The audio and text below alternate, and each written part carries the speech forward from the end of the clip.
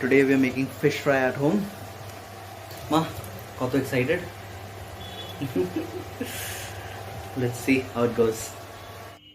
আজকে অনেক দিনকে পর আমি অনেক বছর পর এই ভেটকি ফিলেগুলোকে মধ্যে প্রথমে আমি মানে ড্রাই করে নিয়ে পরে জলটাকে বার করে দিয়ে তারপরে একটু নুন আর গোলমরিচের গুঁড়ো আর লেবু রস দিয়ে মাখিয়ে আধ ঘন্টা 1 ঘন্টা রেখে দিলাম। তারপর একটা পেস্ট বানিয়ে নিলাম, ধনে পাতা, লেবুর রস, নুন, বিট নুন, আর কাঁচা লঙ্কা আর পেঁয়াজ, আদা, রসুন এইসব দিয়ে একটা ভালো পেস্ট করে একটু তেল, সাদা তেল দিয়ে ভালো ঘন পেস্ট করে নিলাম। পেস্টটার মধ্যে আমি একটু ময়দা দিয়ে একটা ব্যাটার বানিয়ে নিলাম, ঘন ব্যাটার। তারপরে ওই ফিলেগুলোর মধ্যে সব লাগিয়ে দিলাম পিট ও পিট করে।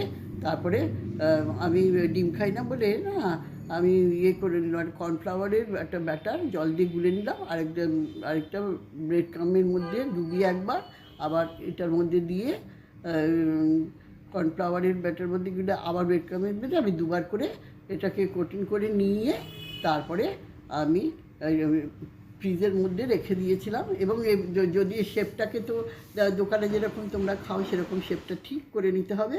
তারপরে আমি ফ্রিজে 1 রাত রেখে দিয়েছিলাম, যত রাখবে ততটা ভালো হয়। তারপরের দিনকে আমি এটাকে ভেজেছি ডিপ জলের মধ্যে, এই তেল ডিপ ফ্রাই করেছি, কিন্তু মিডিয়াম টু লো হাইতে করতে হবে, কেননা তা নাহলে ওপরটা ভাজা হবে, ভেতরটা কাঁচা থাকবে। এখন আমরা করে নিয়েছি আপাতত 5টা।